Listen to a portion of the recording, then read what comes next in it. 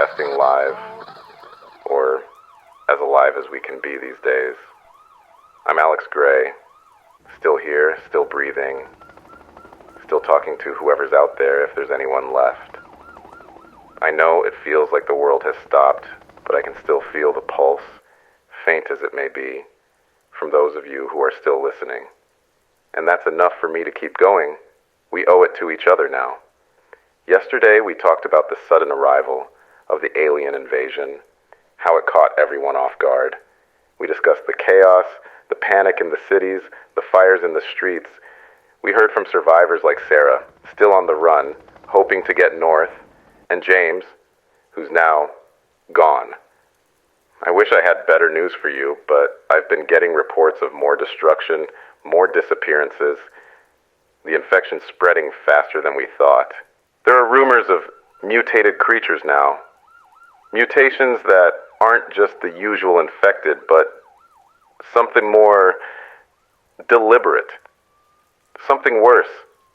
And while we've been holed up here, trying to keep the station running, I've been hearing more and more stories about the government's desperate attempts to control the situation. None of them have worked. None of them are going to work. We need to face that reality head on. I keep thinking about how much has changed in just a few days. The world outside has stopped moving.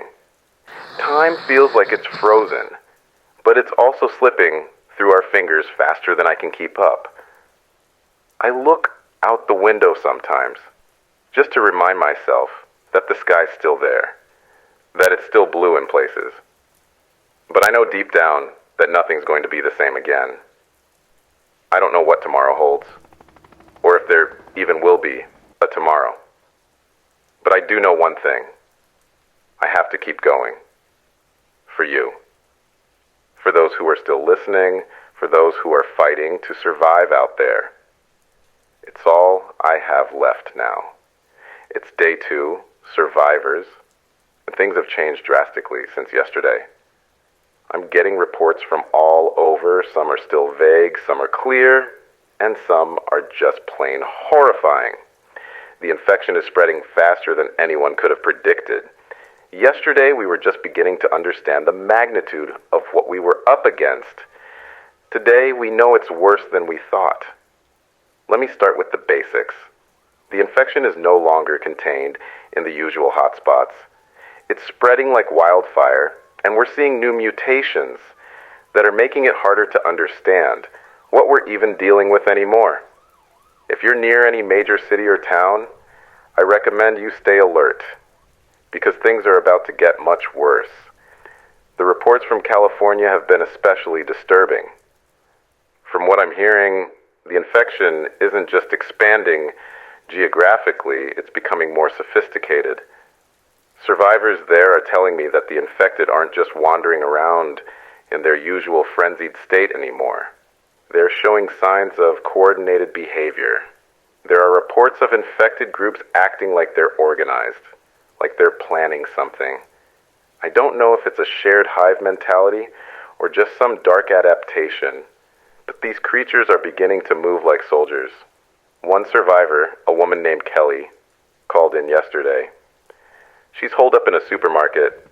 She told me she saw a group of infected moving in formation, stalking their prey, not just lashing out randomly. The infected weren't just hungry. They were methodical.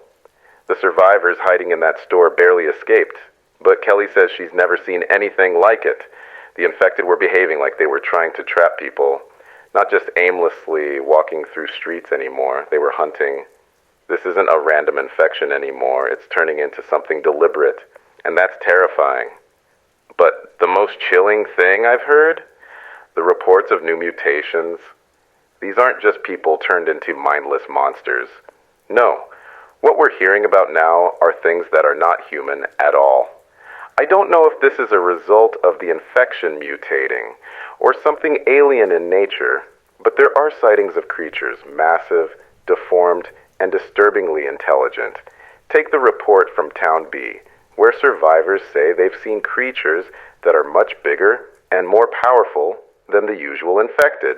These things are half human, half something else. Survivors describe them as grotesque, with twisted limbs and elongated, insect-like features. They don't behave like the infected. They don't even act like animals. It's like they're a whole new species. They're not just attacking people, they're stalking, setting traps, and then killing with purpose. These new creatures are tearing apart survivors who think they're in the clear, hiding in what they thought were safe zones. They're hunting them down one by one. These mutations are something beyond our understanding. Maybe it's the infection itself, changing its hosts in strange ways. Maybe it's the influence of the aliens. Maybe it's both. What I do know is that the infection is evolving rapidly, and it's getting smarter. It's becoming something far more dangerous than any of us could have predicted. As if that wasn't bad enough, the infection is spreading in ways we didn't anticipate. Infected zones are no longer just cities or towns. They're entire regions. It's not just that the infected are everywhere. It's that there are now contaminated areas that are so toxic, so dangerous, that even the air itself is starting to make people sick. I'm hearing about survivors stumbling into zones where they just collapse from exhaustion, or worse, from poisoning from the air. These zones are expanding like poison ivy, slowly creeping into places that used to be considered safe. It's as if the land itself is infected. Stay vigilant. If you're in an area that's not under quarantine but feels wrong, like the air's too thick or the temperature's suddenly spiked, get out. I'm hearing reports of survivors entering these contaminated zones and never returning. It's like the infection is taking root in the land itself, making it harder to escape and harder to survive. Government actions and failures. Now, let's talk about what the government is doing, or should I say what they're not doing. I've been following the official channels, the military updates, and what's coming out of the emergency response centers. And let me tell you, if you're counting on the government for salvation, it's time to stop. They're scrambling survivors. The government is barely holding on. They've been trying to establish quarantine zones, small isolated areas they hope to use to protect the remaining healthy population. But the thing is, they're falling apart before they even get a chance to settle. I'm hearing firsthand from survivors who managed to escape from quarantine zones that these places aren't safe. In fact, they're becoming more dangerous by the day. The military is overwhelmed, stretched thin.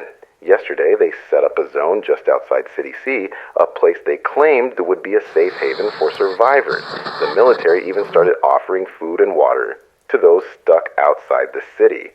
But in less than 24 hours, the zone was overrun. The infected didn't just stumble across it. They broke down barricades, breached walls, and tore apart the soldiers in minutes.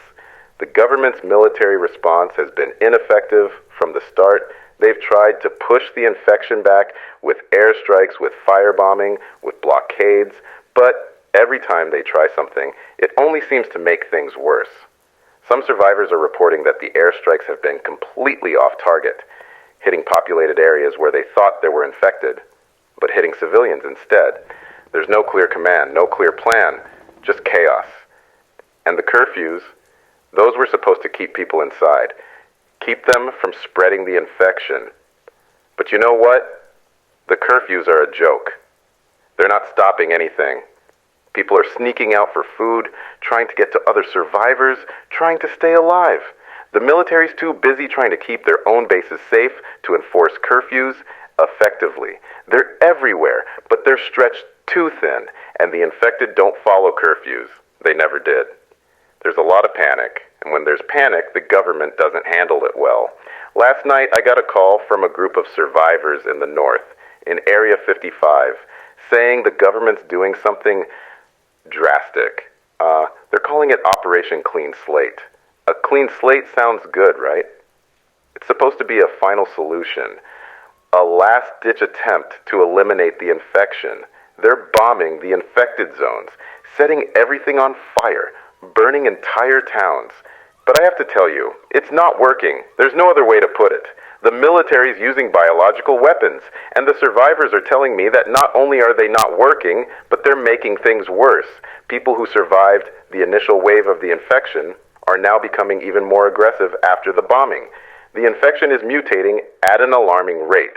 Some survivors are reporting that even the dead are coming back, like zombies, but with a new aggression. It's like whatever the military is trying to do to burn the infection out is only spreading it. It's hard to keep up with what's happening. And the scariest part, no one knows how far this will go. No one knows how bad this will get. But here's the kicker. The government still hasn't given up. They're planning more bombings. They're still pushing forward with clean slate as if it's the only option left. They're going to keep burning the earth. But when the fires die down, will there be anything left to save? I don't know. Listen, survivors. There's no easy way to say this. The situation is dire. The infection's changing. The world outside is unraveling. And the government. They're losing the battle. But we don't have the luxury of waiting for someone else to save us. We're on our own now. The infection is here, and we're going to have to fight for every inch of ground we have left.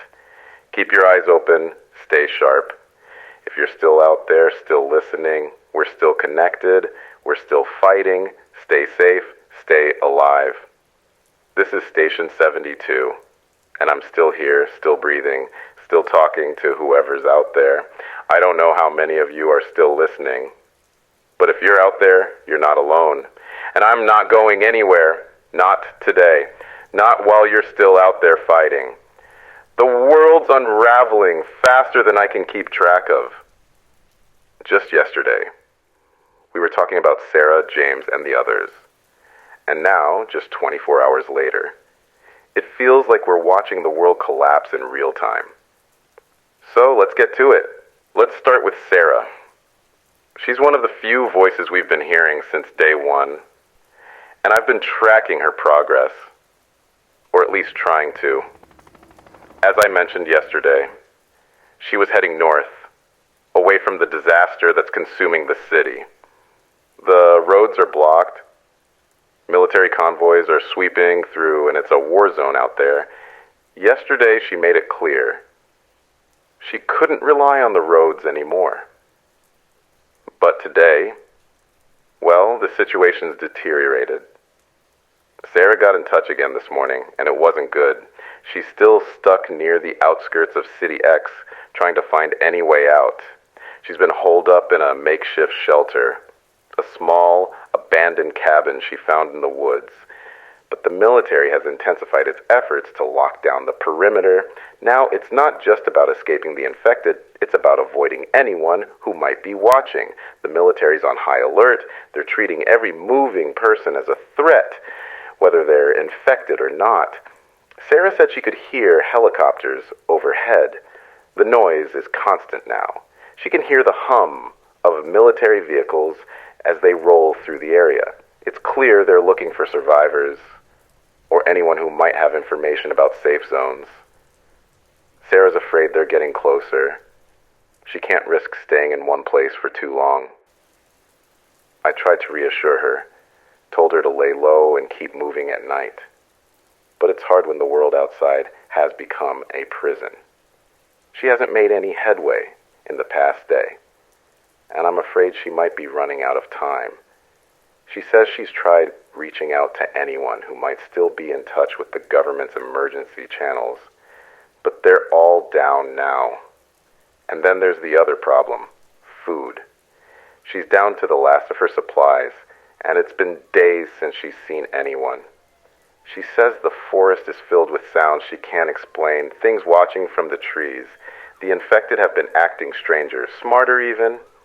And I don't know what's worse, knowing that Sarah is running out of options or hearing how the infection is changing, evolving. I don't even know how to say this, but I've got to. James, the one with the team, barricaded in the old factory in City, New York, they didn't make it. The last transmission I received was disturbing. Too disturbing. James and his group were surrounded, and it seems the infected breached their defenses faster than they expected. But it wasn't just the usual assault of mindless creatures clawing at doors. From what I'm piecing together, there was a more organized effort involved. A lot of survivors I've talked to have said they're seeing things they can't explain. The infected aren't just attacking, they're planning. James and his team were overwhelmed in what I can only describe as a coordinated siege. The barricades failed. They were breached. And once that happened, it was over. The transmission I received from James was a panicked message, a desperate warning that the infected were now moving in waves. He said he was trying to get the last survivors to a safe room, but the infected seemed to be learning from every failed attempt. Every time they attacked, they adjusted their strategy. James said something about hearing the infected communicate. It's hard to imagine, but I've heard the same thing from other survivors too. A few days ago, I'd have thought this was a story people were telling to scare themselves. But now, I'm not so sure. The infected are changing, they're adapting. And James's group paid the price for that. The last signal I got from James was a garbled mess. Static-filled and broken. But what he said before it cut off, he said, "Oh, they're not like the others. They're learning." And that's the last we heard from him. His group's gone. Now, let's talk about Kate and Marcus. I know I've mentioned them before. The siblings who were traveling north, hoping to find safety by the river near Town C. I got a transmission from them earlier today, and it's clear they're in more trouble than I realized. They've been stuck by the water for nearly 48 hours now, and the situation is getting worse by the hour. Kate says the floodwaters around their shelter are rising. The river's been swollen for days, and now the surrounding areas are submerged. It's making it harder for them to get fresh water and harder to stay undetected. She says the infected seem to be drawn to the river. They're coming in waves, as if they know something. The water has become a magnet, pulling more infected from the surrounding towns. Marcus tried to fish earlier, but the water's so contaminated that it's useless. There's no way to know if what they catch is safe to eat. The worst part is the mood in their shelter. I could hear it in Kate's voice today. She's doing her best to keep things together, but it's clear that morale is starting to crack. They're running low on food, and their shelter is nothing more than a few broken down walls and some makeshift tarps. They're trying to fortify what they can, but they can't do much when the floodwaters keep rising and the infected are getting closer. They're trying to figure out how to escape. But the flooded roads have cut off most of the exit routes, and they're not alone. There's another group holed up nearby, but they're desperate. The last thing Kate said before the transmission cut off was, "We don't know how much longer we can hold out. If anyone's out there, please help." Kate and Marcus, if you're listening, you're not alone. I hear you. You're not alone. I also received a call from a man named Paul earlier today. Paul's been holed up in a school near Region D, trying to keep his group alive. I can't say he's got it easy. This part of the world is crawling with infected, and the news coming from that area is pretty grim. But Paul had something I haven't heard before. He said the infected are getting smarter. He told me something I couldn't ignore. They're learning. Paul's group has been stuck in that school for a while now, and it hasn't been easy. They've been hearing sounds at night, things they thought were just animals at first, but now they're not so sure. Paul described how the infected seem to be picking up on their patterns. Every time Paul and his group try to leave or search for supplies, the infected are there, waiting for them. They've been setting traps, simple, crude traps, but effective ones. In the streets, Paul says he's noticed that the infected have started stacking debris, blocking off streets, and creating choke points. He's never seen anything like it. He's afraid they're evolving, learning from their mistakes. If you're in the Region D area, take this advice to heart. Don't assume the infected are the same as before. They're adapting, and you need to be ready for that. Emily and Diego, two names I won't forget anytime soon. They were trying to get to the west, to a supposed safe zone near Safe Zone F. They've been traveling for weeks now, trying to outrun the infection, but things haven't gone as planned. They were traveling along a major highway when they came across another group. This group wasn't in great shape. They were desperate, barely holding on. And as Emily and Diego told me, the decision they had to make was one of the hardest they've ever faced. The other group begged for help, but Emily and Diego knew it would be too dangerous. They were already running low on supplies, and the infected were closing in on all sides. They couldn't risk taking on more people, so they left them behind. It's been eating at them ever since. They haven't been in contact for long. Just a few hours ago, Emily told me how badly that decision was weighing on them.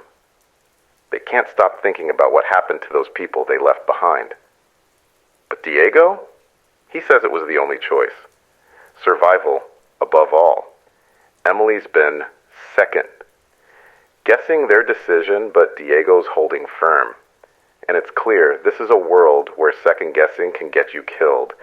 They're still alive, still moving forward, but they're haunted by the past. But there's more.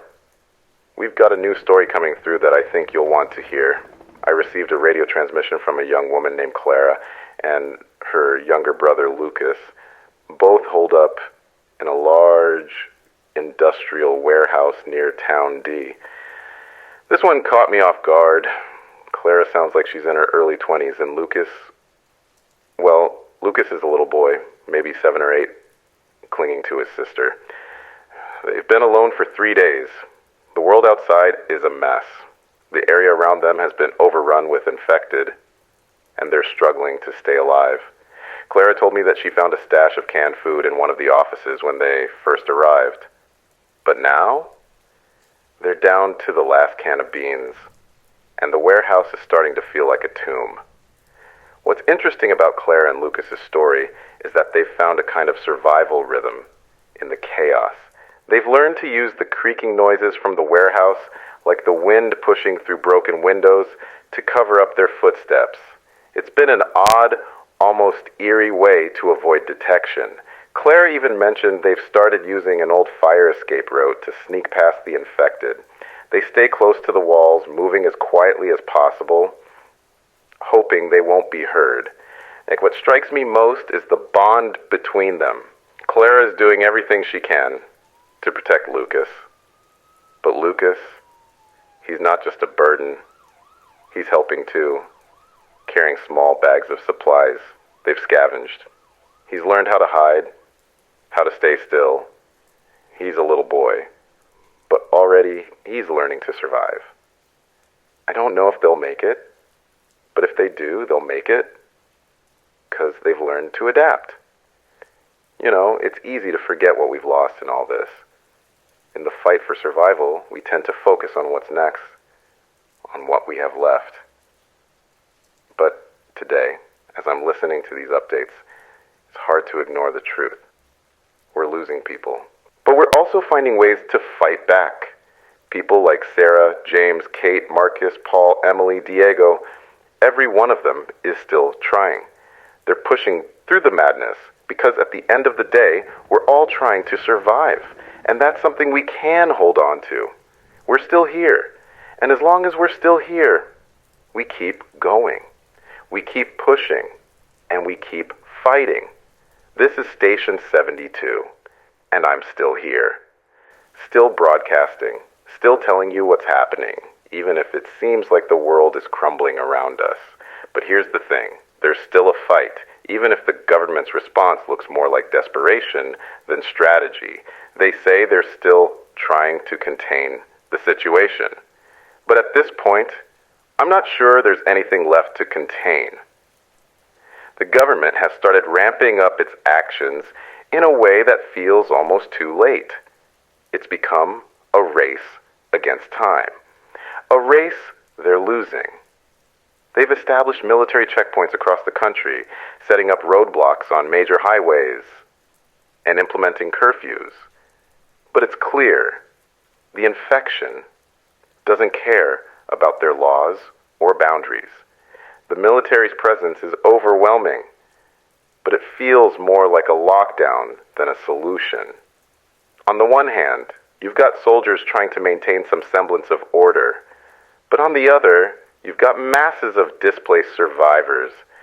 People who don't know where to go, people who don't know what to do, and frankly, many of them just waiting to die. The checkpoints that were supposed to provide security are now places of desperation. Survivors who don't have the proper paperwork or identification are being sent back into the chaos. And what about those who can't prove they're uninfected? They're being turned away, sent back into the streets where the infection spreads like wildfire. I've heard reports from multiple survivors saying that these checkpoints are more like traps. Some say they've seen entire convoys of survivors stopped, their vehicles checked for signs of infection, and those found with even the slightest symptoms are forcibly taken by the military, sent to quarantine zones that are more like concentration camps than safe havens. There's no transparency, no clarity, just a vague promise that safety is just on the other side of these heavily fortified zones. But if these survivors are heading to these so-called safe zones, they won't be safe for long. The infection doesn't stop at checkpoints, and neither does the panic. In one particularly harrowing report, a survivor described being caught at one of these checkpoints in Region A.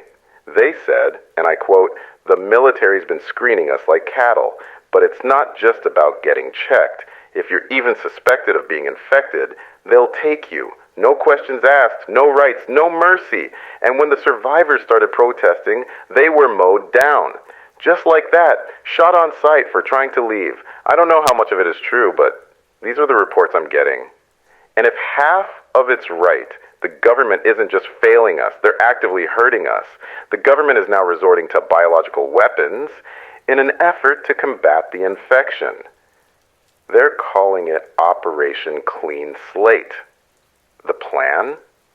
Use a combination of chemical agents and viral bioweapons to eradicate the infected zones, burning the infection from the earth. At least, that's what they're telling us. From the reports I've gathered, the military has begun firebombing entire districts, particularly in heavily infected urban areas. The logic behind this is simple. They claim if the infection can't survive the fire, it'll burn itself out. But here's the problem. The fire isn't just targeting the infected. It's burning everything. Cities, towns, homes, families, gone in a matter of hours. The infection is still spreading, and survivors are finding themselves trapped, unable to escape, because the military is locking down entire regions, effectively trapping them inside the fire zones. A few survivors I've heard from were close to the epicenter of these attacks. One survivor described how their family was caught in the middle of a firebombing raid in City B. They tried to escape, but the military barricades were already in place. We couldn't leave, the streets were blocked, and the bombs fell faster than we could run.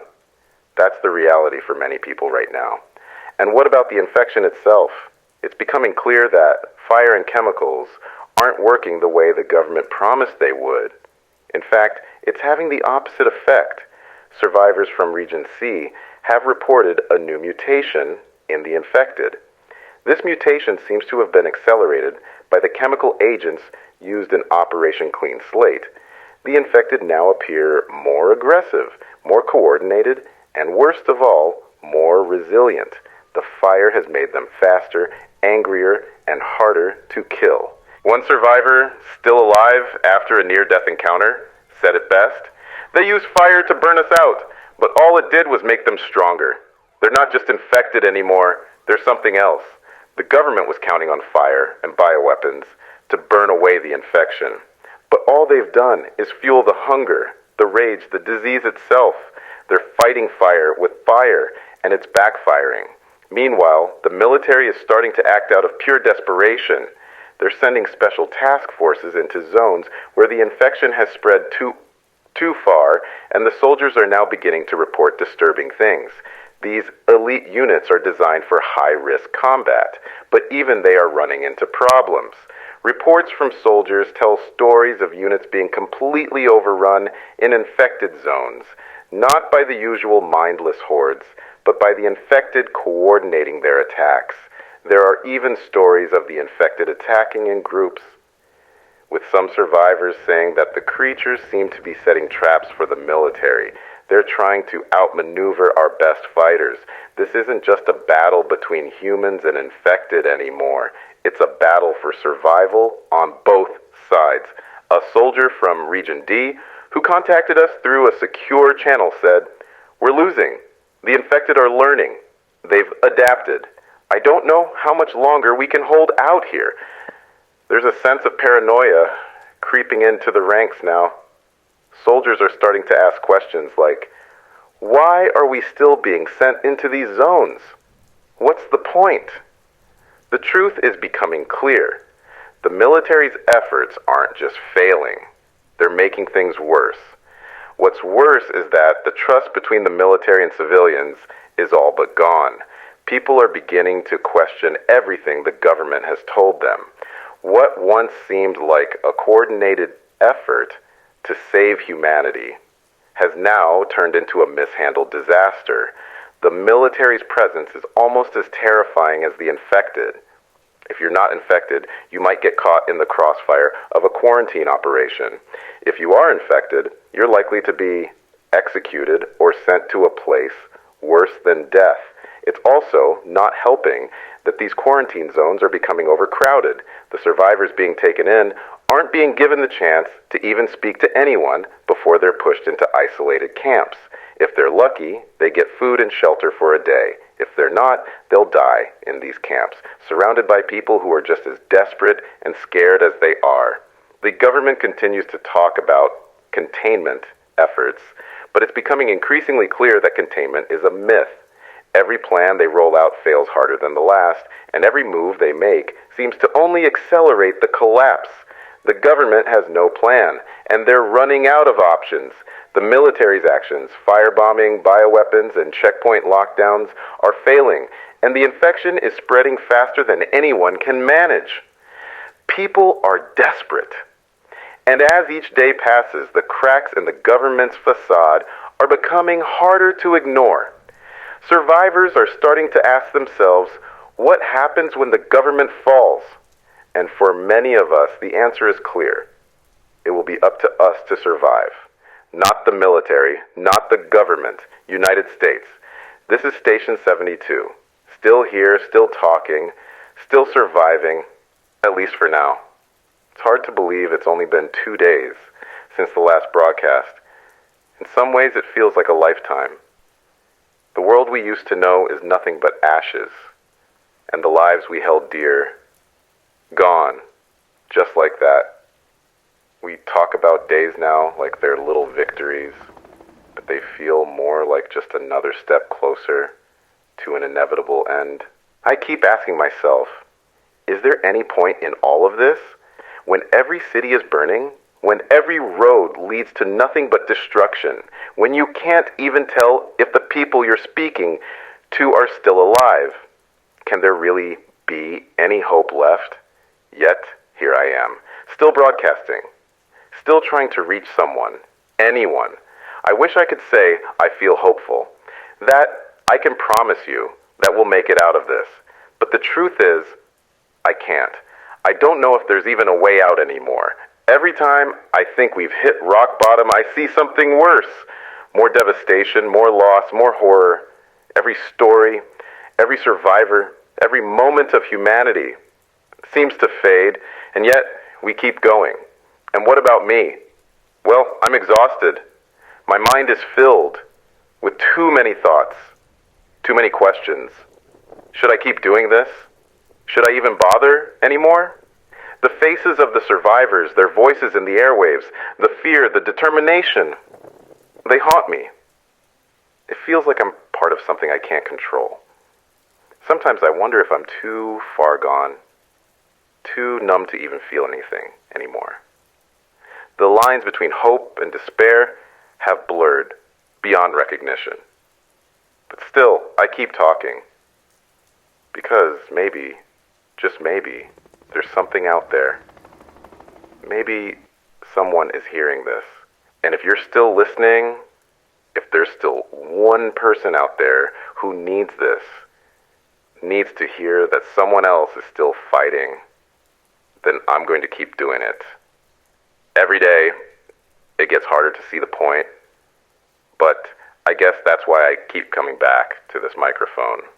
For you, for whoever is still out there. If you're out there, if you're listening, then maybe we can hold on a little longer.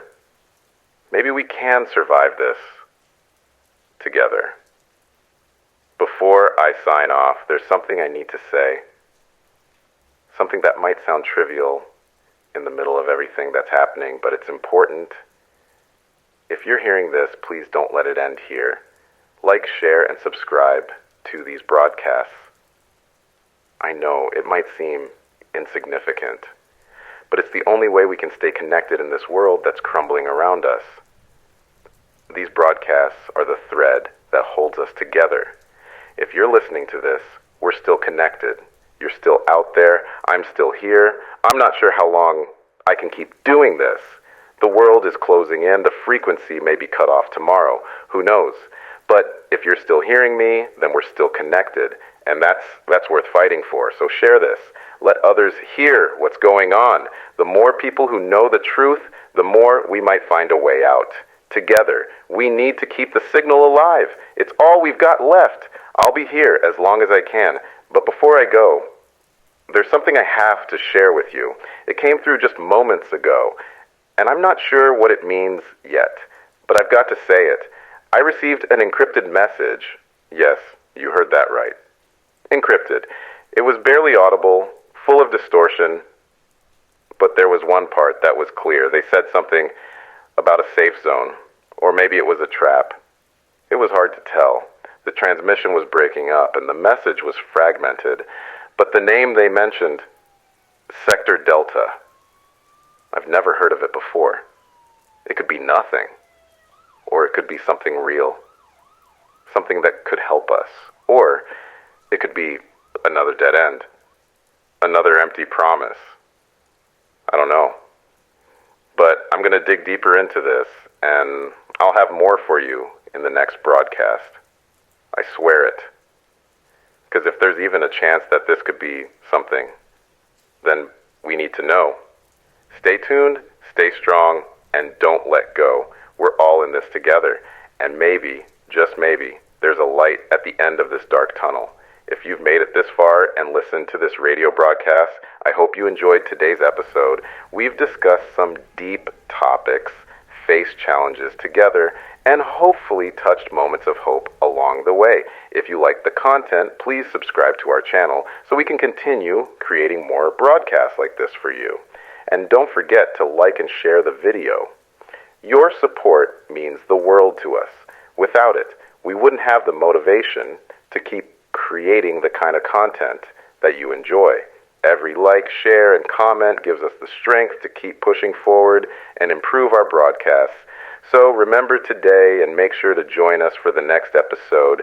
Stay with us because this journey is far from over. Thank you, survivors. Your support is our true strength. Wait, before I sign off completely, let me just take a second here. There's something important I need to tell you all. If you're still listening, listen closely. We've been hearing reports of a new danger moving in from the south. The military's been slow to react, and survivors are already warning that it's not just the infected we should fear anymore. There's something else. I'll keep you updated on that, but please, stay cautious, stay armed, and don't trust anything you see on the outside. All right, that's it for now. We'll talk more about it in the next broadcast. Keep your guard up. And if you didn't catch yesterday's broadcast, don't worry. You can always go back and listen to the last episode right here on the channel. And if you're craving more updates or you just want to stay in the loop about any major events, be sure to check out the playlist options on the channel.